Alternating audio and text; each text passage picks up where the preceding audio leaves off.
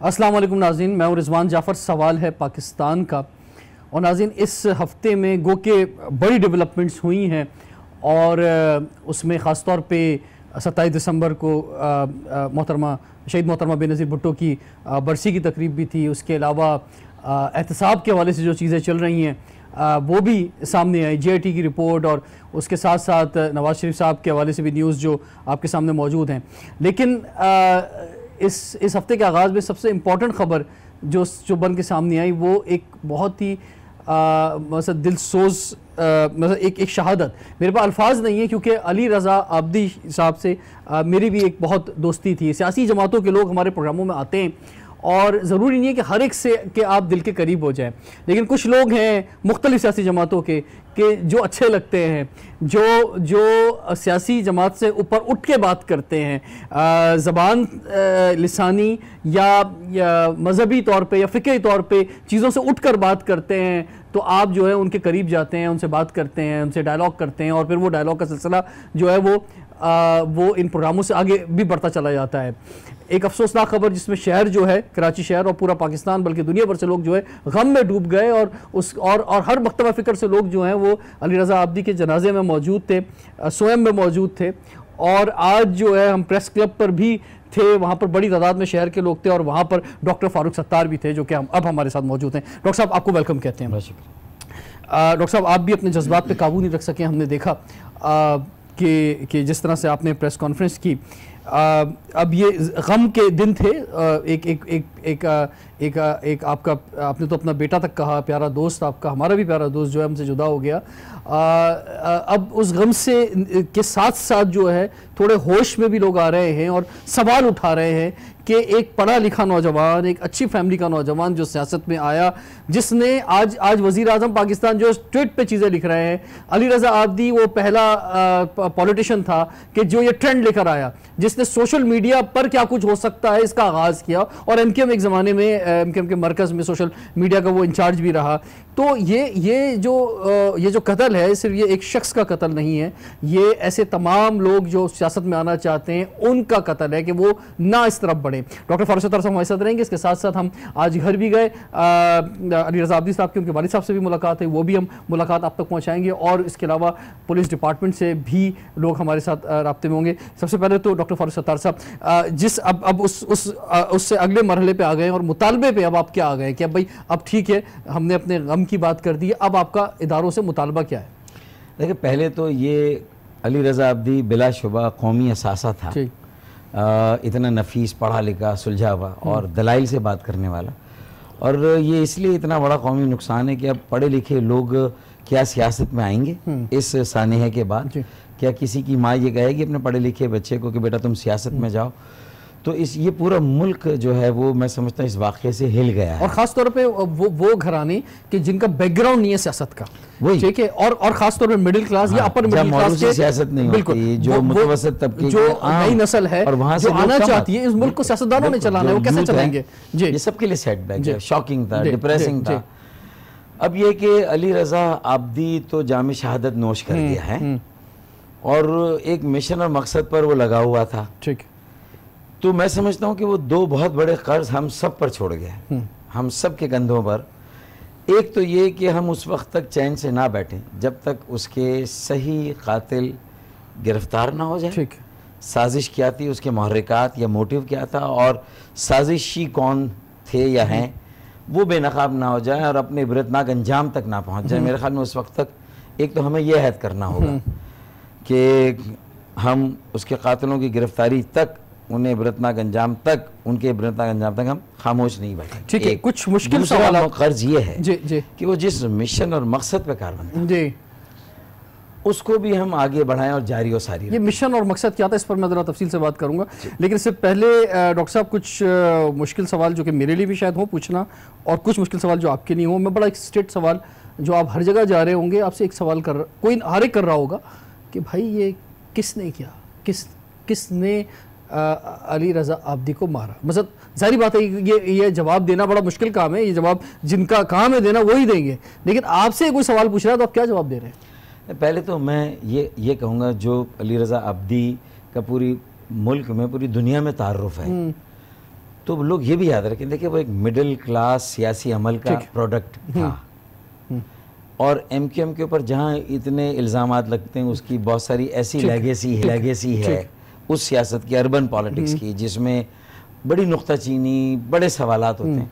तो लोग एक ऐसा कॉन्ट्राडिक्शन भी देखें कि वो उसी मिडिल, मेरे ख्याल में असल में रूह यही है कि ऐसे ही नहीं, अगर कोई आपसे ये सवाल कर रहा है और आप क्या स्टेट क्या जवाब दे रहे हैं? देखिए, मैं तो ये कह रहा हूँ कि मैं ये सोच नहीं सकता कि अली रज़ा आब्दी की किसी से दुश्मनी हो सकती है। हाँ। उसने तो कभी वो स्टाइल, एग्रेशन, उसके लहजे में कभी गुस्सा उसने किसी से नहीं किया। हाँ, अपने सियासी नज़रियात में वो बहुत फर्म था और सियासी नज़रियात के इजहार में अल्फाज का चुनाव अच्छा था, सॉफ्ट स्पोकन था, लेकिन बरमला अपने नज़रियात का इजहार करता था। और इसी तरीके से उसके मसलकी, मजहबी, उसके अपने वो भी नज़रियात हो सकते हैं, लेकिन किसी और के अकीदे को छेड़कर या कभी किसी के साथ, आपने खुद ये मिसाल दी कि वो जमात इस्लामी के जो उम्मीदवार थे, जी बिल्कुल, पीछे उसने नमाज पढ़ी वहाँ, जी बिल्कुल, कैंपेन जब चल रही थी इलेक्शन की, और वो बरेलवी सुन्नी जो थे उनकी मसाजिद में भी नमाज पढ़ता था, देवबंदी भाइयों के साथ भी पढ़ता था। तो मेरे आप जब इसका जवाब ये देते हैं कि इसका जवाब आपके पास नहीं है? मेरे पास भी नहीं है, नहीं है जवाब। खुद इतनी सफाकियत तो कौन जा सकता है, कोई नजरिया ले जा सकता है कि नजरियाती इख्तिलाफ इतना शदीद था किसी बुनियाद पे। लेकिन हम थोड़ा सा आज जो है जो मुख्तलिफ डायरेक्शंस सामने आ तो है, देखें कि कराची को डिस्टेबलाइज किया जाए, बदअमनी में झोंका जाए, जो इतनी सबकी मेहनतों से ये यहाँ अमन कायम हुआ है, तो ये तो नजर आता नहीं, तो कौन चाहेगा ये? हाँ, अब ये देखना है कि इसका फायदा किसको हो सकता है, क्योंकि किसी भी ऐसा जब वाकया आता है तो उसमें आप बेनिफिशियरी ढूंढते हैं कि कौन बेनिफिशियरी है। हर क्राइम के पीछे एक मोटिव होता है, बिल्कुल, मोटिव हमें ढूंढना ये सवाल लेके आज हम अली रज़ा आब्दी साहब के घर पर भी गए और उनके फादर से हमने जो है वो मुलाकात की। पहले तो आप ये मुलाकात देखिए, उसके बाद फिर हम गुफ्तगू के सिलसिले को आगे बढ़ाते हैं। नाज़रीन, इस वक्त हम अली रज़ा आब्दी के घर के बाहर खड़े हुए हैं, उस जगह पे जहाँ पर उनको निशाना बनाया गया। उनकी गाड़ी इसी दरवाजे के बाहर आके रुकी, अभी तक उनकी गाड़ी के शीशे यहाँ पर मौजूद हैं और हम जाना चाहेंगे अंदर, उनके वालिद साहब से आपकी मुलाकात कराते हैं। अली रज़ा आब्दी के वालिद मोहतरम सैयद अखलाक हुसैन आब्दी साहब हमारे साथ मौजूद हैं। सर अस्सलाम वालेकुम। वालेकुम अस्सलाम रिजवान। आपको अंदाज़ा हो गया होगा कि आपका बेटा कितना मकबूल था कि इतने लोग जो हैं मिलने आए और एक दर्द की कैफियत जो है हर जगह महसूस हुई। इस शहर में गम नज़र आया, बड़ी तादाद में जो लोग नहीं पहुंच सके, सोशल मीडिया के ज़रिए मुख्तलिफ़ जगहों से, पूरी दुनिया से आप तक पैगामात आए होंगे। क्या कहना चाहेंगे पहले उन लोगों को? सर, मैं सबसे पहली बात तो ये है कि उन तमाम लोगों का शुक्रगुज़ार हूँ जिन्होंने इस गम में हमारी दादरसी की, हमारे साथ आए और हमदर्दी की। मगर मैं बिल्कुल, आप सही कहा आपने कि मैं ख़ुद भी इस सवाल का जवाब मुझे नहीं मिलता था कि मेरा बेटा, ठीक है इसने 5 साल MNA-शिप कर ली थी, जब ये MNA-शिप ख़त्म कर ली तो उसके दौरान ही मैं चाहता था कि ये आहिस्ता आहिस्ता अपना बिज़नेस वापस आ जाए। तो इसको मैंने कहा कि बेटा अब आपने कर ली जो भी आपका था, शौक़ था, आपके लोग हो गए, सब हो गए, अब आपको बिज़नेस संभालनी पड़ेगी क्योंकि मैं अब बूढ़ा हो गया हूँ। तो ये बहुत रिलक्टेंट होता था इस बात से, क्योंकि ये कहता था कि अबू मैंने 5 साल में इतनी मेहनत की है और मैंने एक अपना मुकाम बनाया है लोगों के साथ और लोग मुझे इतना प्यार देते हैं, मैं कहने कोई तरीक़ाकार ऐसा है ही नहीं कि वो मुझे छोड़ेंगे। तो अभी तो आप ठीक है, आप देखें अपने आप को, आप तो जवानी लगते हैं, करते रहिए काम, मैं साथ साथ हूँगा आपके। तो लेकिन जिम्मेदारी नहीं संभालता था और वो अपने काम में लगा रहता था। आहिस्ता आहिस्ता फैक्ट्री से भी वहाँ वो आफ्टरनून से अर्ली इवनिंग वहाँ गुजारता था, तो लोग वहीं पहुँच जाते थे, मैं देखता था। फिर मैं जब आ रहा होता तो मैं देखता था कि वहाँ पे मीडिया वाले उसके इंटरव्यू ले रहे हैं और वो बात कर रहे हैं। बहुत सारे इदारे, जिसको हम फलाने इदारे के लोग हैं, ये हमारे सरपरस्त आ रहे हैं। मैंने कहा चलो इसका भी ठीक है, मशगला होगा। नहीं, बात ये कि सर ये सियासत जो है ना, ये भी खिदमत है, ये कंट्रीब्यूशन है अपनी सोसाइटी के लिए, अपने शहर, अपने मुल्क के लिए। अगर अली रज़ा आब्दी जैसे पढ़े लिखे नौजवान जो हैं वो सियासत में नहीं आएंगे तो फिर कौन आएगा। लेकिन ये जो अंजाम हुआ है इससे बहुत सारी वो लोग जो पढ़े लिखे लोग जो इधर आना चाहते हैं वो भी अब उनके भी कदम पीछे हट गए। बिल्कुल, ये बात इस मुल्क के उन लोगों को सोचनी चाहिए जो चाहते हैं कि यहाँ साफ़ सुथरी हुकूमत आए, साफ़ सुथरे लोग इस मुल्क के ऊपर हुकूमत करें, कि अगर वो अली रज़ा जैसे बच्चों को मारते रहेंगे तो इसके जैसे पढ़े लिखे अच्छे ख़ानदान के लोग तो कभी भी इसका रुख नहीं करेंगे। फिर ये जैसी आपके यहाँ की आज से अब तक की वो रही है सियासी क़ुव्वतें, वही इस मुल्क पर रूल करती रहेंगी। ये फरमाएं सर कि अब इन्वेस्टिगेशन आपकी नज़र में किस जगह पर है? आपसे मिलने सूबाई हुकूमत भी, वफाकी हुकूमत भी, वफाकी वज़ीर भी, गवर्नर भी सब आपके पास आ गए, पुलिस से भी यहाँ पर आए, उसने भी इन्वेस्टिगेशन की। आपको क्या बताया जा रहा है, कौन लोग थे, किस तरफ इशारे जा रहे हैं, किसके कहने पर जो है अली रज़ा आब्दी को टारगेट किया गया? देखिए, अभी तक किसी ने मेरे से कोई ख़ास खुल के बात तो नहीं की कि किस किस्म के लोगों को, लेकिन ये ज़रूर बता रहे हैं कि हम नज़दीक पहुँच गए। और नज़दीक पहुँच के अगर जैसे पाकिस्तान में इससे पहले होता रहा है कि जो हुकूमतें होती हैं वो अपने उन दुश्मनों को कह लें या उन लोगों को जिनको वो जलील करना चाहते हैं या जिनको वो इल्ज़ाम लगाना चाहते हैं, ऐसे ही एक आदमी पकड़ के मार पीट के उसको ले आएंगे, कहेंगे जी हमने, और उसे कहलवा देंगे। तो मैं नहीं समझता कि वो इस मसले का कोई हल होगा। आप क्या अब हमारे जो इदारे हैं जो इन्वेस्टिगेशन कर रहे हैं और इसमें तमाम ही इदारे इन्वॉल्व हैं और ये बड़ी ख़बर है पाकिस्तान के लिए, एक बहुत बड़ा नुकसान है, आप इन इदारों पे इसका मतलब ये हुआ कि एतमाद नहीं कर रहे हैं? देखिए, अगर इस मुल्क में रहना है तो इदारों पे एतमाद तो करना पड़ेगा, अगर नहीं होगा तो फिर तो जंगल है ये। ठीक है, जंगल तो नहीं है ना ये। और मैं समझता हूँ कि इदारों में इंडिविजुअल अफराद ख़राब हो सकते हैं, इदारे पूरे ख़राब नहीं हो सकते। ठीक है। और जो टॉप के लोग होते हैं उनको ये सोचना पड़ेगा कि अगर उनके इदारे का कोई आदमी गलत काम कर रहा है तो उसको खुद वो कैफरे किरदार तक पहुँचाए। ठीक है। तो अभी आपसे जब फेडरल मिनिस्टर भी मिले इंटीरियर के, या जो है आपसे सूबाई हुकूमतों के लोग भी मिले, पुलिस के लोग भी मिले, तो मसद आपने ख़ुद उनसे, यानी आपको अपने नंबर्स देके गए बहुत सारे लोग जो हैं, गवर्नर साहब भी आए, तो आपने ख़ुद उनसे कुछ कोशिश की आपके ख़ानदान के लोगों ने कि भाई ज़रा हमें जल्दी है, ज़रा बताएं कि किस तरफ जारी तफ्तीश का रुख जो है? गवर्नर साहब का तो खैर ये है कि उन्होंने मुझे अपना प्राइवेट नंबर दिया था, मैंने उसको 2-3 कॉलें की, उनका कोई जवाब नहीं आया। तो बहरहाल वो एक मसला था कि यहाँ पे घर पे सिक्योरिटी का। फिर मैंने SSP साउथ से बात की, उन्होंने Pir Mohammad Shah, he was very kind and he has deputed people, और हर तरह की मतलब सिक्योरिटी प्रोवाइड करने की उन्होंने वायदा भी किया और प्रैक्टिकली भी कर रहे हैं। ठीक है।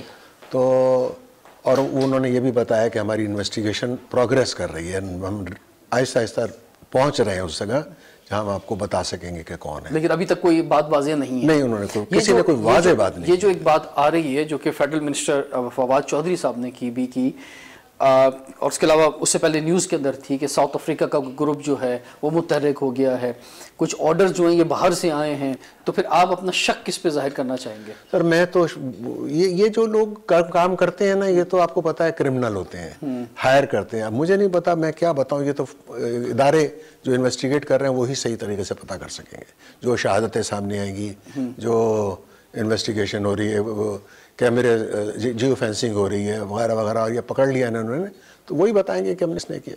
ये जो बहुत से लोग ये कह रहे हैं कि उनको थ्रेट्स भी थी मुख्तलिफ, तो किसी थ्रेट का जिक्र आपसे किया कुछ अरसे में, 1 महीने में, 2 महीने में, 3 महीने में, पिछले खास तौर पे? नहीं, उसने मेरे से ज़ाती तौर पे, मेरा बेटा तो था लेकिन हम लोग बहुत ज़्यादा पॉलिटिक्स को डिस्कस नहीं करते थे। ठीक है। और या आपकी, अब चूँकि अब इस टाइम के अंदर अब 2-3-4 दिन हो गए हैं, तो इनके करीबी जो दोस्त थे और उनसे अली रज़ा उन्होंने आपको बताया? मैं उससे पूछता तो वो कहता था अबू मेरे से मिलते रहते हैं हुकूमत के लोग भी, और वो मेरे खिलाफ नहीं है कोई भी, I am clean with them ना, तो मुझे उनकी तरफ से कोई किसी किस्म का कभी खदशा नहीं। उसने पहले हमेशा मुझे यही बात बताई, कहता है कि मुख्तलिफ रैंक के लोगों से मैं मिलता रहा हूँ, बुलाते थे और हम डिस्कस करते थे, and they were positive for me all the time. आपकी इनके जो करीबी दोस्त थे उन्होंने कुछ जिक्र किया इसका थ्रेट्स के हवाले से आपसे? सबसे पहले मैंने शायद फारूक सत्तार से सुना कि उन्होंने कहा कि 4 दिन पहले उनको किसी के जरिए पता लगा था कि अली रज़ा के ऊपर कोई थ्रेट है, तो that was the only thing. और उनका कोई ऐसा दोस्त नहीं था मैं जिसने मुझे ये बात बताई। हुकूमत वक्त को हमारे इस प्रोग्राम के जरिए अब क्या कहना चाहिए? हुकूमत वक्त को इस केस को ज़रूर सुलझाना चाहिए, इसको लियाकत अली का केस नहीं बनाना चाहिए, और उनको जिन्होंने ये काम किया है उनको कैफरे किरदार तक पहुँचाएँ, और इस किस्म के और किसी भी हादसे को रोकने के लिए वो उनको चाहिए कि वो इक़दाम करें। ठीक है, आपसे कहना चाहेंगे कि आपके गम में हम बराबर के शरीक हैं, और अल्लाह ताला आपको सब्र जमील अता फरमाए, अली रज़ा अब्दी को जन्नतुल फिरदौस में जगह अता फरमाए, और जो उनके दोस्त हैं, उनके चाहने वाले हैं, वो भी बड़े गम की कैफियत के अंदर। जी जी जी, मेरे पास मिलियंस ऑफ मैसेजेस आए, मिलियन, लाखों की बात नहीं है। और मुझे खुद भी मतलब है कि मुझे नहीं अंदाज़ा था कोई इतना बड़ा आदमी था। बहुत बहुत शुक्रिया सर। बहुत शुक्रिया, थैंक यू। जी वाकई अली रज़ा अब्दी बहुत बड़ा आदमी था। डॉक्टर फारूक सत्तार साहब, जो आपने बात की कि आपने कहा कि 4 दिन पहले भी थ्रेट मिली थी, या आपने यानी आपको खुद अली रज़ा अब्दी साहब ने बताई थी या उनके दोस्तों ने बताई थी, या अगर थ्रेट थी तो किसकी जानिब से थी? अली रज़ा अब्दी ने तो मेरे साथ कोई ताज़ा थ्रेट के बारे में शेयर नहीं किया। ठीक है, लेकिन जिस रात उसकी शहादत हुई उसी रात वो मुझसे मिलने वाला था अपने कुछ दोस्तों के साथ। ठीक है, और हमारी ये मुलाकातें हर 3-4 रोज़ या एक हफ्ते में एक उस बार रात तो उन्हें डिनर पे भी जाना था, तो उसके बाद आपसे मिलने वाले थे, मुझसे टाइम मांगा था। ठीक है, और मैसेज था मेरे पास अली रज़ा का। नहीं, थ्रेट की मैं बात पूछ रहा हूँ। थ्रेट पे ज़ाहिर मैंने उनके करीबी लोगों से जब बात, ठीक है, तो उन्होंने मुझे बताया कि उसे एक थ्रेट मौसूल हुई थी। अच्छा, अब जो सवाल मैंने और उनके वालिद साहब से 4 दिन पहले नहीं, लेकिन शायद थोड़ा उससे पहले। ठीक है, मैंने उनके वालिद साहब से जो किया कुछ चीज़ें, क्योंकि वो गम में थी, बाकायदा थी। नहीं, अब नहीं थ्रेट थी, लेकिन कहाँ से थी? जो दोस्त बता रहे थ्रेट थी वो ये भी बताएंगे ना कि कौन दे रहा था। कोई एथनिक बात थी, कोई रिलीजियस थी, कोई सियासी हवालों से थी, क्या थी मसला? ये नहीं, अब जो मुझे बताया गया है या उनके करीबी लोगों को भी मालूम है, और उसका ज़ाहिर है सबूत कहीं ना कहीं है। ठीक है, तो मैं चाहता हूं कि ये एक प्रॉपर्टी है इस इन्वेस्टिगेशन की। इस कत्ल के पीछे हमें नहीं मालूम कि कोई कॉल या कोई मैसेज या जो भी धमकी है उससे ये कितना ये शहादत जुड़ी हुई है इनकी, जो इनको शहीद किया गया, कत्ल किया गया। ठीक है, मैं चाहूँगा कि उसको हम ख़बर की जीनत बनाने की बजाय, या कोई जो मुझे पता चला कि क्या कहा गया, क्या थ्रेट दी गई, मैं समझता हूँ कि इसको मैं इदारों पर, जैसे उनके वालिद साहब ने भी कहा, ठीक है, मुहर्रिकात पे हम बात कर सकते हैं कि भाई देखिए। अच्छा, मैं आपको जरा ये बताऊं कि ये जो मैंने सवाल किया था, जो कि क्योंकि फेडरल वाला वो भी नहीं बताएगा कि मैं कौन हूं, क्या हूं, वो नहीं बताएगा। फेडरल मिनिस्टर ने जो बात की फवाद चौधरी साहब ने कि साउथ अफ्रीका का सेटअप है और पीछे उस तरफ बात जारी है, इस पर जब मैंने सवाल किया वालिद मोहतरम से इनके, तो उन्होंने इसका तफसीली जवाब दिया, जो कि शायद हमने भी कुछ नागुज़ीर वजूहात की बिना पर हम पूरा ना दिखा सके और हमने उसको एडिट किया। यही सवाल मेरा आपसे। देखें, मैं एक्चुअली, आप समझते हैं कि लंदन से ऑर्डर आ सकता है? और क्योंकि देखें, बात यह है कि इसमें 2 चीज़ें हैं। एक तो ये है कि मैं ये बात कहना चाहूँगा कि जितने भी लोग हैं जो अल्ताफ़ हुसैन साहब के साथ थे, MNAs, MPAs जो भी थे, वो उनमें से कोई भी उनका ऑफ कोर्स जो पाकिस्तान में कोई भी साथ नहीं दे रहा उनका। ठीक है, आप लोगों ने उनको अलग कर दिया। ठीक है, मुकम्मल। अली रज़ा अब्दी एक वाहिद शख्सियत थे कि जब वो इमरान खान साहब का मुकाबला कर रहे थे तो उस वक्त भी बात ये की जा रही थी कि ये वो नुमाइंदा है कि जनाब कि जो MQM PIB का भी नुमाइंदा है, MQM हैदराबाद का भी नुमाइंदा है, और MQM लंदन का भी नुमाइंदा है। बस आप पहले तो मेरी उस बात की अब तस्दीक करें तो मैं आगे बढ़ूँ। देखें, एक सियासी अमल है मुतवसत तबके का, मजहबी, मसलकी, रंग, नस्ल, इलाका, ज़बान की तफरीक से बालातर, और हमने जेन्युइन देखा वाहिद पार्टी में बैकग्राउंड इसलिए बात रहा हूँ कि जो वाहिद पार्टी है जिसने मैक्सिमम मुतवसत तबके के और आम तबके के लोगों को पार्लियामान में सुबह असेंबली में भेजा। ठीक है, ठीक है। तो वो एक अटैचमेंट अगर उस नज़रिए की वजह से बानी के साथ कहीं वो इंक्लिनेशन या लीनिंग या झुकाव उनके नज़रियाती इसरार में नज़र आता है, तो देखें लेकिन आप ज्यादा पुराने हैं उनसे, आप ज्यादा सीनियर हैं, मुझे ये यकीन है आप तो इजहार नहीं कर पाते। अमली तौर पर प्रैक्टिकली लंदन की सियासत, लंदन से जो कुछ आ रहा था, हो रहा था, अली रजा अब्दी का, इसीलिए मैं उसका सबसे बड़ा हामी था पार्टी में। बहुत सारे लोग ये समझते थे कि वो जब कभी ऐसी बात करता था जिसमें थोड़ी सी लंदन की जो है वो नजर आती थी झलक हमें, तो मैं उसको समझाता भी था और कहता था इसका कोई फायदा नहीं, नुकसान नहीं। आप समझाते थे, लेकिन मैं एक बड़ा इंपॉर्टेंट सवाल यहीं से कंटिन्यू करूंगा ब्रेक के बाद, कि जो ट्वीट्स हैं अली रजा अब्दी की और का पाकिस्तान में पहली बार इन्होंने कॉन्सेप्ट दिया, अब तो हर एक करता है, वज़ीर आज़म भी करते हैं ट्वीट, लेकिन ये 10-15 साल पहले से इसका बिल्कुल स्टार्ट से इन्होंने इसका आगाज़ किया। तो उन ट्वीट्स में अगर देखें तो वो कहीं झुकाव नज़र आता है। उससे जहाँ ये सवाल पैदा होता है कि भाई अगर झुकाव इनका वहाँ था तो वहाँ से तो ऑर्डर नहीं आ सकता, लेकिन फिर ये भी सवाल पैदा हो जाता है कि जनाब जिन लोगों का झुकाव होता था वही लोग तो इस शहर में मारे जा चुके हैं माजी के अंदर। दोनों सवाल अपनी जगह मौजूद हैं। ये बड़ा इंपॉर्टेंट है। लोग, मुझे उम्मीद है कि ब्रेक के बाद इंतजार करेंगे आपके इस सवाल के जवाब को। ब्रेक के बाद कंटिन्यू करते हैं सवाल पाकिस्तान।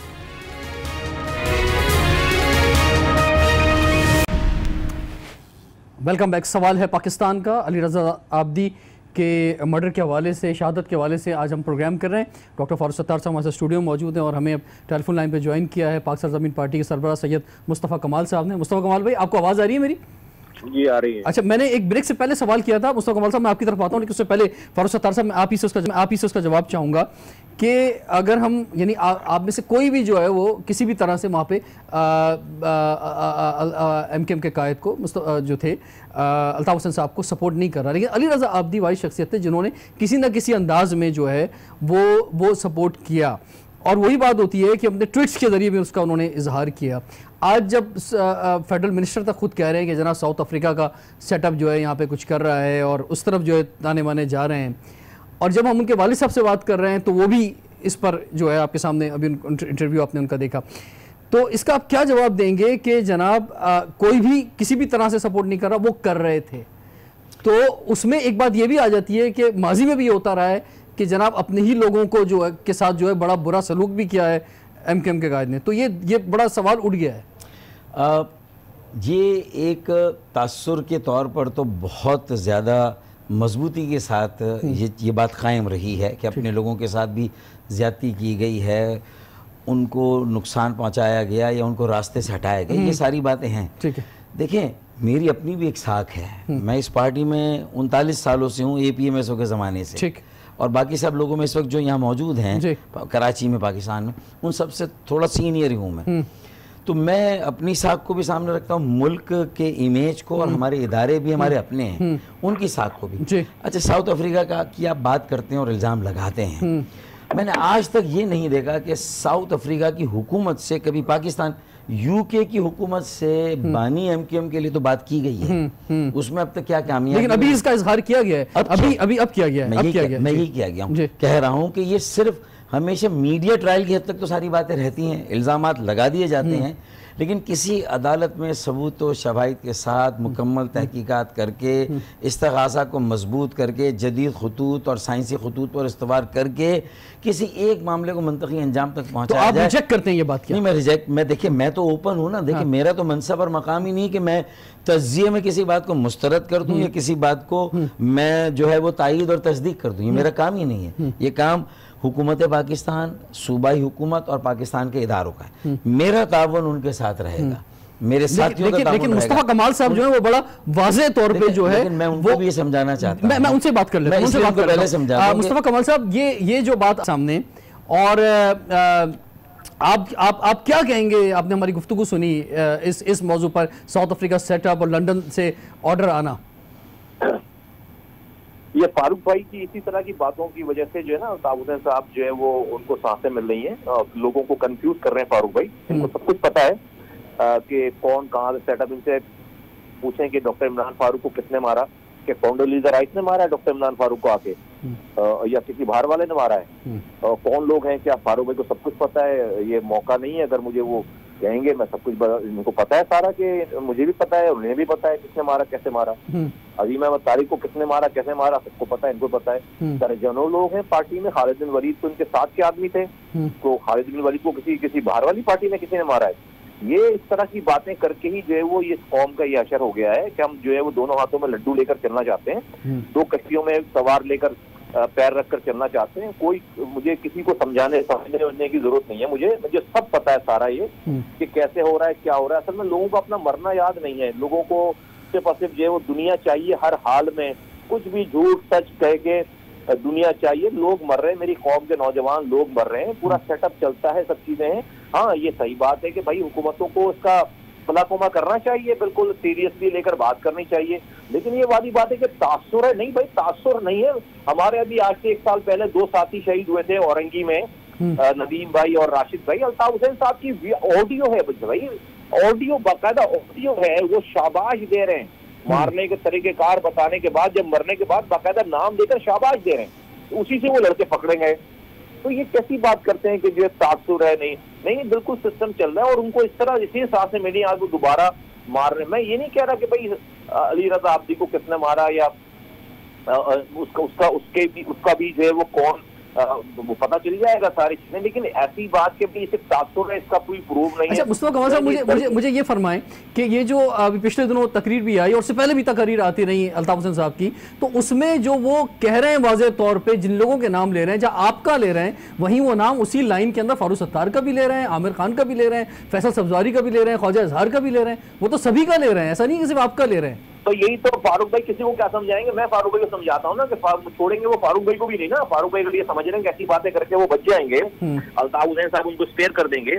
तो अल्लाह माफ करे, फारूक भाई के साथ जो है वो उन्होंने क्या कुछ किया है, कब मैं सामने बोल रहा हूँ, मैं इतना ही कह सकता हूँ। तो वो उनको पता है, फारूक भाई जो है वो अभी अपने पार्टी में रहने के बावजूद, रहते हुए भी भाई जो सिक्योरिटी लेकर चलते थे, उसके बाहर वालों से डर के चलते थे, वो भाई अपने लोगों के लिए सिक्योरिटी लेकर चलते थे, अपने लोगों के लिए, अल्ताफ हुसैन साहब के लिए, सब पता है फारूक भाई को। मैं मुस्तफा कमाल साहब आपकी तरफ वापस आता हूँ, जरा एक सवाल मैं कर लूँ, ये जो बयान आया, ये जो उन्होंने कहा अपनी तकरीर के अंदर सोशल मीडिया के ऊपर, तो उसमें एक थ्रेड महसूस करते हैं, आप खौफ महसूस करते हैं या नहीं? इससे पहले भी आपका नाम लिया गया, लेकिन आप खुल के इसका इजहार नहीं करते, क्या करते हैं? देखें, अगर हम इस तरह एक दूसरे को नीचा दिखाने के लिए ये बात बहस बराए बहस में ले जाएंगे ना, तो उसका कोई हासिल नहीं है। अच्छा, ऐसा ही था और ये इतने जरी हैं, इतने जुर्रतमंद और बहादुर हैं, तो इन्हें 3 साल जाना ही नहीं चाहिए था। उसी वक्त यहाँ अलम बगावत बुलंद कर देते और दुबई ना जाते। अब मैं इन सारी चीज़ों में और कंट्रोवर्सी में जाना नहीं चाहता। मेरा सिर्फ ये कहना है कि आया है कि अगर मैंने इस तासुर को सही या गलत थोड़ी करार, मैंने ये थोड़ी कहा कि ये बात, मैंने कहा ना मैं मुस्तरद करता हूँ ना मैं इसकी तस्दीक करता हूँ। ये कह रहे हैं आप दोनों हाथों में लड्डू लेना चाहते हैं। ऐसा नहीं है, ऐसा वहां से भी रहे मामला, यहाँ से भी रहे मामला, तो मेरे लिए जो बयानात आ रहे वो नहीं आते। सबसे ज्यादा तो अब तक जितने बयानात आए हैं वो तो 3 मार्च मुस्तफा की बगावत को अलग पार्टी बना के। एक छोटी सी बात कहूं, सबसे ज्यादा आपको बड़े जारी बात है, आपको बड़े मेरा कहना ये है कि जो एमक्यूएम के मानने वाले हैं, उसके बनाने वाला जो बानी है वो कुछ भी कह रहा है, उसकी सजा यहाँ दोनों को नहीं मिलनी चाहिए। अगर वो नाम आपका ले रहे हैं, उनकी पार्टी से महरूम नहीं होना चाहिए। ये कारकुनों की, आवाम की, लोगों की पार्टी है जिसने मिडिल क्लास, अगर वो नाम आपका पार्टी को मुझे ठीक करना है, मैं तो ये बीड़ा लेके 86 के एमक्यूएम, अगर वो नाम आपका ले रहे हैं तो कोई तीसरा फर्द भी तो उसका फायदा उठा सकता है ना। मैं यही तो कह रहा हूँ कि असल काम तो फिर रियासत का इम्तिहान और आजमाइश है, असल काम तो हुकूमत की अपनी अमलदारी को चैलेंज है, और असल बात तो पूरे मुल्क को इस बात में खतरा है कि अगर कराची टर्मोइल में फिर जाता है और रोजाना उतने कत्ल होते हैं। मुझे एक बात कहने दें, हम सब रोना रोते हैं कि मैं आपको जारी बात है, बड़े अरसे से जानता हूँ, बड़े अरसे से हमारी मुलाकातें हैं, प्रोग्राम, उसके अलावा इवेंट, हर जगह। मुझे इस सानिया के मौके पर पहली बार महसूस हुआ आपसे मुलाकात करते या बात करते हुए कि एक स्लाइटली खौफ जो है वो आप भी कहीं महसूस करते हैं, कहीं थ्रेड महसूस करते हैं। और नहीं, बिल्कुल नहीं, ये हो ही नहीं सकता कि मैं किसी बात से, मैं एक दिन के लिए मुल्क छोड़ के नहीं गया हूँ, मैं यहीं पर रहता हूँ और मैं नाराज होकर पार्टी से घर पे भी बैठा हूँ, फिर मुझे बताया गया, मनाया गया, तो मैं मुल्क, ना मैं किसी नई पार्टी मैंने बनाई, ना मैंने पार्टी छोड़ी, ना मैं मुल्क छोड़ के गया, मैं इसी पार्टी को आवाम की अमानत, सबके लिए, आप सबके लिए दुआ करूंगा, अल्लाह ताला आप सबको सलामत रखे। बिल्कुल आप सब जो है अपनी अपनी जगह पे। अहमद तारिक के मर्डर का बैकग्राउंड अगर मुस्तफा कमाल जानना चाहते हैं तो मुझसे पूछे, मेरे साथ बैठे और मैं बताऊं, मेरे पास बहुत सारी बातें हैं। और आफाक अहमद तो ये भी कहते हैं, फिर ये भी मैं इसको भी मान लूं कि मुस्तफा कमाल उस रात वहां अजीम अहमद जी, मुस्तफा कमाल साहब आप ये बातें नहीं करना चाहता, ये मैं नहीं करना चाहता। मैं मेरे पास अली रज़ा आब्दी के हवाले से मुस्तफा कमाल साहब आपके लिए एक सवाल है, लेकिन उससे पहले आपको जवाब अगर देना चाहें जो फारूक सत्तार ने बात की है तो फिर उसके बाद करूँगा। फारूक भाई जो है वो आहिस्ता आहिस्ता बिल्कुल अपनी जो है वो बिल्कुल असल शक्ल में आ रहे हैं वापस, और अजीम अहमद तारिक के घर पे जो है मेहता आफाक अहमद इनको याद आ रहे हैं अभी। बिल्कुल जो है वो अगर ऐसी बात है तो इनको तो बिल्कुल नहीं छुपानी चाहिए भाई, ये तो मुहाजिरों को इतने बड़े नेता हैं ये मुहाजिरों के, तो ये तो करनी चाहिए इनको बात, मुझे कटहरे में लेकर आना चाहिए। अभी मेरे सवाल के जवाब में इनको ये वाली बात नहीं करनी चाहिए, इनको तो वैसे ही ये वाली बात करनी चाहिए। फिर किससे इत्तेहाद करने जा रहे हैं? अगर मैं अजीम अहमद तारिक के घर पे रहने वाला आदमी था और हूँ तो, और उनके कत्ल में मैं शामिल हूँ, तो फारूक सत्तार फिर जो है तो मुहाजिरों को एक करने की बात कर रहे हैं, हमें मिलाने की बात कर रहे हैं, तो किससे मिलने जा रहे हैं? नहीं, अच्छा, इन्होंने वैसे ये बात कही नहीं, ये इशारा दिया था, लेकिन आप क्योंकि माजी में कई बार ये बातें आ चुकी है मुस्तफा कमाल साहब, आपने ली और के बारे में सारी बातें जी मुस्तफा कमाल साहब। नहीं, मुझे तो खैर मैं तो भी कुछ भी नहीं कह रहा ना, मैंने तो अभी कोई बात ही नहीं की है। बात तो अगर कैमरे लगा ले कौम को, फिर सब लोग बैठ जाते हैं, मैं तो तैयार हूँ, आगे बैठकर कैमरे नॉन स्टॉप जो है वो सुनाते हैं कौम को सारी। ये मैं मुझे जरा एक ब्रेक की तरफ जाना है मुस्तफा कमाल साहब, हमारे साथ जो रियासती जबर हुआ इतने सालों से, लंदन को छोड़ने के बाद भी हमें हमारे लापता साथी बाजियाब ना हो, हमारे जेलों में साथियों, और हम पर भी 22 अगस्त के मुकदमे की तलवार लटकी रहे, तो हमें लंदन के साथ मुकदमे में जोड़ के किसने रखा हुआ है? किसकी जिम्मेदारी कि उस मुकदमे का फैसला करके तहकीकात करके जो भी मुल्क का मुजरिम है, रियासत का मुजरिम, उसमें मेरे साथ आके खड़े हो ना, इस पर भी डायलॉग होना चाहिए। मैं मुस्तफा कमाल साहब हमारे साथ रहिएगा, एक बड़ा अली रज़ा आब्दी के हवाले से जो आपके हवाले से बात है, गुफ्तगू है, वो मुझे आपसे पूछना है, लेकिन ब्रेक के बाद मैं पूछता हूं। ब्रेक के बाद कंटिन्यू करते हैं सवाल पाकिस्तान का।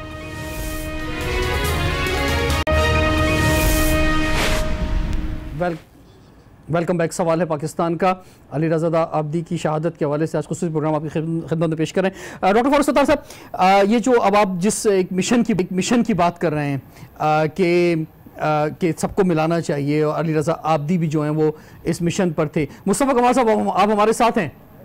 जी। अच्छा, मैं आपसे आखिरी सवाल बस ये करना चाहूँगा। मुस्तफा कमाल साहब, पहले आप फरमाएं, मैं जितना अली रज़ा आब्दी को जानता हूँ या जितनी मुलाकातें हैं, या इवन फारूक भाई भी इस बात को इंडोर्स करेंगे, ये जो बात हो रही है ना कि वो एमक्यूएम के तमाम लड़कों या जो एमक्यूएम से निकल चुके हैं, जैसे आप लोग भी, इन सबको मिला के एक जगह पे लाना चाहते थे। मैं बहुत माजरत के साथ ये कहना चाहूँगा, वो अली रज़ा आब्दी साहब किसी सूरत में भी जो है PSP या मुस्तफा कमाल साहब आपको जो है वो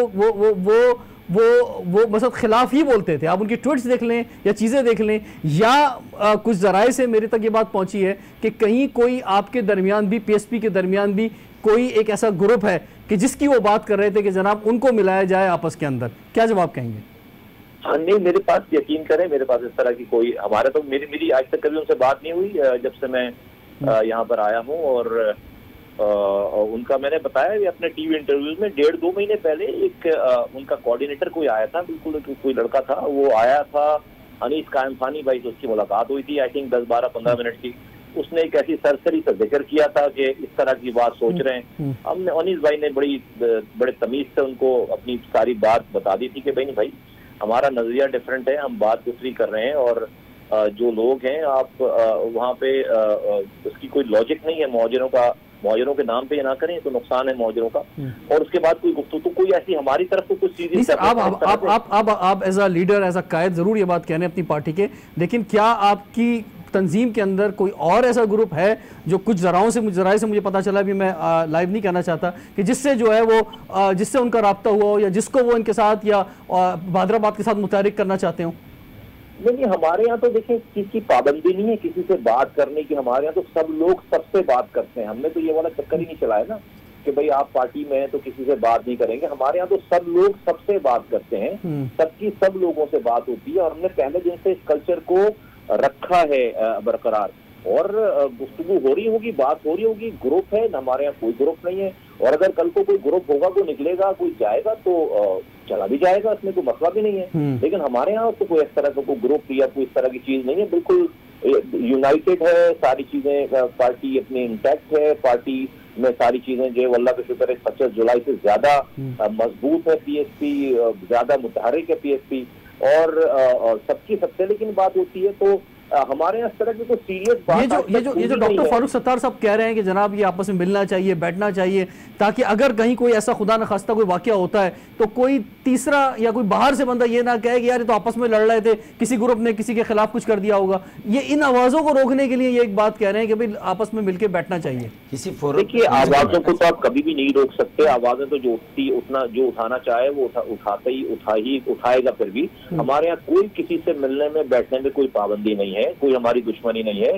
इस वाली बात पे तो कोई मसला ही नहीं है कि भाई बैठकर, मैं कह रहा हूँ कि भाई बैठ के भी हमने यही बात करनी है। जो मैं बात आपसे टीवी पे कर रहा हूँ वो मैं सामने करूंगा। तो हमारे यहाँ तो हमारी तरफ तो, बल्कि किसी भी तरफ मैं नहीं समझता कि कोई मिलने में या किसी को बात करने में कोई पाबंदी हासिल हो रही है कि भाई हम लोग आपस में कोई नजर आता है तो टीटियां निकाल लेते हैं सामने और फायरिंग शुरू कर देते हैं एक दूसरे के ऊपर। नहीं, ऐसी बात नहीं है। और हमारे यहाँ बिल्कुल इस बार मेरी पार्टी में तो कम से कम इस वाली बात पे कोई किसी को एक हमने उसूल बनाया कि सबसे बात करेंगे और अपनी बात करेंगे, जो लॉजिक के साथ बात करेंगे और दूसरे की भी बात सुनेंगे और जो लॉजिकल बात होगी उसको मानेंगे भी। और ये जो मिलने की बात होती है, फारूक भाई अभी सामने बैठे हैं, फारूक भाई की 10 प्रेस कॉन्फ्रेंस मैं सुन चुका हूँ, जिससे ये इस चीज का क्रेडिट देते हैं कि मर्जर जो है वो उन्होंने अपने अक्ल व शऊर से नाकाम कर दिया। तो ये तो खुद जो है वो क्रेडिट देते हैं कि जो वो मैंने, और ये अपनी एमक्यूएम में क्रेडिट देते हैं। तो जिस एमक्यूएम ने इनको जिसके साथ इतनी बेदर्दी से इनको पार्टी से निकाल दिया है, जबकि इन्होंने बड़ा इलेक्शन से पहले चले भी गए वहां पे, तो वापिस भी आ गए, सारा सिलसिला हो गया। लेकिन उसी जगह पे उन लोगों के सामने खड़े होकर प्रेस कॉन्फ्रेंस में अपने फारूक भाई जब अपने कारनामे बताते हैं तो वन ऑफ द कारनामा ये बताते हैं कि उन्होंने मर्जर मुस्तफा कमाल के साथ नहीं होने दिया, जो कि जिसको ये साजिश कहते हैं। तो जब वो मर्जर को ये नहीं होने दिया और अपना क्रेडिट लेते हैं तो अभी कौन सी मिलाप की बात कर रहे हैं? मतलब ठीक है, बहुत बहुत शुक्रिया सैयद मुस्तफ़ा कमाल साहब आपका कि आपने हमें ज्वाइन किया। फारूक सत्तार साहब पहले तो इस सवाल का जवाब दे दें। तो जी, इनको अपना एक इनका व्यू पॉइंट है उसको मुसल्लत करना चाहते हैं कि वो बिल्कुल हरफ आखिर है और परफेक्शन है उनकी एनालिसिस में भी। उनके ये इमेच्योरिटी पॉलिटिकल ये समझ के लिए तैयार नहीं है अपने, वो उन्होंने एक अपना एक वो बनाया हुआ है कि इसके अलावा और कोई और ऑप्शन कोई हो ही नहीं सकता। मर्जर मैं एमक्यूएम को खत्म करके इनके साथ कोई नई पार्टी बनाऊं जी, या मैं जबर हालात के जबर में इनके साथ अलायंस करूं। बस ये तो एमक्यूएम को मानने को तैयार नहीं है ना कि भाई ये उनका ब्रांड है, इस ब्रांड को छोड़ के आए हैं। इसमें 7 लाख जो वोटर जिन्होंने आज भी एमक्यूएम को वोट दिया, इस गिरे पड़े हालात में भी इनको 1.25 लाख मिला, हमें 7 लाख मिला एमक्यूएम को। तो उसके बाद में उन 7 लाख लोगों के उमंगों, उनके जज्बात का एहतराम किए बगैर इनकी बात को सही मान के मैं इस रास्ते पर चल पड़ूं कि कोई नई पार्टी हम बनाए। मिलाप का अरे मिलाप का मतलब यह है कि नई पार्टी बनाए ना बनाए, हम अलायंस करें ना करें। 86 की एमक्यूएम में जो जज्बा था, अकाउंटेबिलिटी थी, जो इज्जत और एहतराम था, और हम जिस जगह खड़े हुए हैं, सिंध के शहरों के मुस्तकिल मसाइल का मुस्तकिल हल, और ये वाज़ेह है कि कराची कौमी शहर है, माशी तौर पर अहम तरीन शहर है, तरक्की का मरकज़। डॉक्टर खालिद मकबूल सिद्दीकी को बुलाया था यहाँ पे, वो हमारे साथ प्रोग्राम में थे, आपका हमने सवाल उठाया।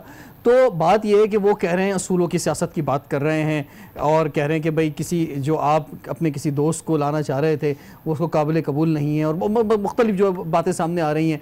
तो अब आपको ना इधर से एक्सेप्ट किया जा रहा है मसद बादराबाद से, और ये भी आपके सामने है। तो ये मसद आप कहीं कहाँ गए, ऐसा महसूस नहीं हो रहा कहीं बीच में कहीं खला में लटक गए कहीं, या कहीं? जी, मेरा ही मौक़िफ़ मुझे यकीन है क्योंकि उसमें लचक है। मैंने उसको हार्ड एंड फास्ट कोई शक्ल नहीं दी हुई। मैं तो कह रहा हूँ एमक्यूएम को मैं नहीं छोड़ रहा हूँ। उन्होंने मुझे भले तंजीम से अलग कर दिया और सरबराही से अलग कर दिया, पतंग को मुझे वोट डालने से आज भी कोई नहीं रोक सकता। मेरे दिल में एमक्यूएम की मोहब्बत, उस नजरिया, मैं तो उस नजरिए की बात कर रहा हूँ जो अच्छा नजरिया है। अगर उसका इस्तेमाल गलत हुआ, ये जो आप मिलाप की बात कर रहे हैं, अभी स्वयं के मौके पर ये अली रज़ा आप दिखे, मैं भी मौजूद था वहाँ पे, मेरे सामने ही आप जो है वो आपने और आमिर खान साहब ने एक ही प्लेट में कुछ थोड़ा बहुत कुछ खाया, खाना भी खाया। तो ये कोई रास्ता में महसूस कर रहे हैं कि क्योंकि आपका जो उस पार्टी में जारी बात है बादराबाद में कोई 1, 2, 3 लोग ही हैं जिनका आप भी नाम ले सकते हैं, तो उनके साथ आप बैठ गए? देखिए, मुस्तफ़ा कमाल और अनीस कायम खानी जी, कहीं हम शादियों में मिलते हैं, डॉक्टर सगीर हूँ, अब कल डॉक्टर सगीर का वलीमा है तो मैं उसमें जाऊँगा और इनसे मुलाकात भी करूँगा। तो हमारी अल्लाह ना करे कोई दुश्मनियाँ नहीं हुई, एक ही शहर एक ही मोहल्लों में पले बड़े हैं और हमने जिम्मेदारी भी एक साथ ली कि हम इस शहर को और यहाँ के लोगों को इज्जत के साथ जीने मरने और इसका जो कौमी किरदार रहा है वो उसको दोबारा बहाल करना चाहते हैं ना कराची को। हम तो यही सियासत कर रहे हैं।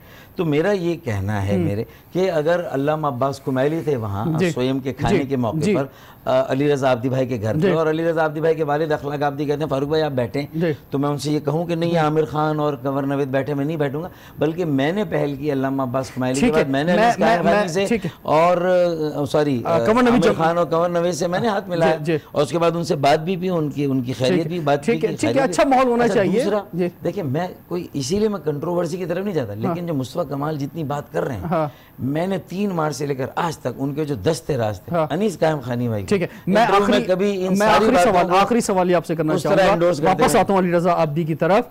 हुकूमती मतलब जो तफ्तीश हो रही है और उसमें बहुत सी, मैं ये भी कहना चाहूँगा सोशल मीडिया का बड़ा इंपॉर्टेंट रोल है। जो खबरें आ जाती रही हैं, मैंने तमाम इदारों से पूछा है, मैंने DIG से SP से सबसे पूछा है, मसद उसमें कहीं सदाकत नहीं थी, कुछ लोग जो पकड़े गए या हुआ है, मसद वो खुद कह रहे हैं कि भाई कहाँ से खबरें चल रही हैं। आप अरबाब इख्तियार से खास तौर पर तफ्तीशी इदारों से क्या कहना चाहेंगे लास्ट में? मेरी तो एक सादा सी दरख्वास्त है कि भाई सही कातिल गिरफ्तार होने चाहिए। उनके वालिद साहब ने भी यही बात की कि किसी को शक की बिना पे सिर्फ पकड़ के और लोगों में भी आप ले और ये कह दें कि भाई ये है, तो मेरे ख्याल में फिर बाद में सबकी सबकी होती है, सबकी साख मुतासिर होती है। हमें अपने इदारों के जो एतमाद है उसको कायम करना है और हमें साइंसी बुनियादों पे और जदीद और दूसरी बात, आपने जिसको मेरा डर और खौफ का, वो मेरी एहतियात है, वो मेरी सियासत है, वो मेरा तरीका है। मैंने कभी भी कोई मतलब हम कोई ऐसी फिल्म है जिसमें मैं किसी का मुकाबला कर रहा हूँ और जज्बाती होकर फरते जज्बात में ऐसी बात कहता हूँ जो बाद में मुझे मैं यू टर्न कम से कम लेने का। ठीक है, बिल्कुल बिल्कुल। और अल्लाह ताला आप सबको सलामत रखे और